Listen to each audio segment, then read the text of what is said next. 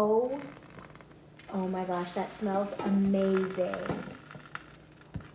Grace, this is so good. How long has this been cooking for now? 4.5 hours. Oh my gosh, we've just kind of let it sit here and it's all starting to come together. Anyone who walks in the house, family members are like, what's that smell? Stevie definitely thinks he's the best cook in the house. Oh, yeah. But, It's great. yeah. So I'm What? sorry. Excuse? We have different, ways of cooking. Yeah, that's true. So, You made this a week ago, it feels like. Literally, everyone in the family was freaking out like, that is so good. We all need to get her to make it again. And I was like, well, she doesn't live here, you guys. The smartest thing to do is to get her to make it on my channel, because then she'll leave the recipe behind and we can just share it with everyone now. All right, fam, so here are the ingredients that you're gonna need for these stackers.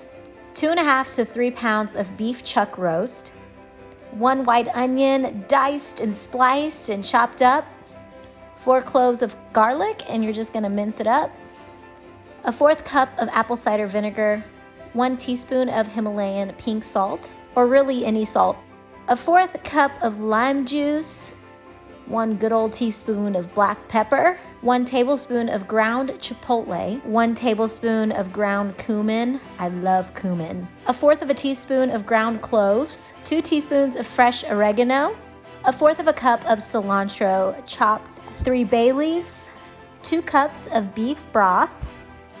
And then you're just gonna add all of these ingredients into your slow cooker, and you're gonna wanna set it on high heat for 5 to 6 hours. When it's close to being done, it should look something like this. Really easy to pull apart the beef with a fork, nice and tender, and everything just melts together. Tina gets first dibs trying the beef. Oh, not anymore. Ready? Delicious. You like it? We should. All right, guys, so now we're gonna grab 2 cans of black beans, 1 pack of corn tortillas. We coated a pan and decided to drop them in and just warm up these corn tortillas. And then to add the crispy factor, we decided to put the oven on 450 and throw these bad boys in there to really give them a crunch. Heat your beans on medium to low heat, and when they're nice and soft, you can mash them up with a potato masher.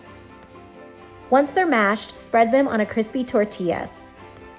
And then my favorite part, sprinkling on as much cheese as you want. After that, you're gonna add a second crispy tortilla on top like a sandwich. Then we're putting them back in the oven for just a right amount of time until the cheese melts and the stackers really combine together.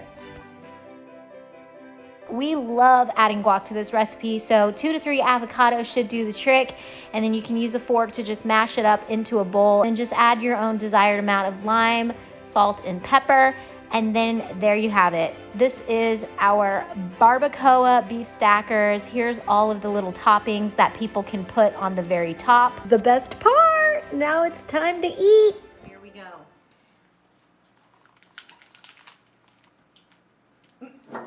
Oh my gosh. Woo! How is it, everyone? Delicious. really good. Yes. Scrappy. It's literally like I haven't had this one yet, but the last one was great. Dive in. It's so good. The meat. Dive in. Oh my god. You have sour cream on your nose. I don't care. That is so good. Hands down, one of my favorite meals ever. Way to go, Grace! Look at You her. crushed it. Cheers to all of you. I hope you'll try this Hendrix family recipe. And if you do, tag us on social media, Sazan and Stevie. And yeah, if you guys want to see more recipes, like, comment, and subscribe. And that's it. Now I need to eat my food. So bye now. Cheers.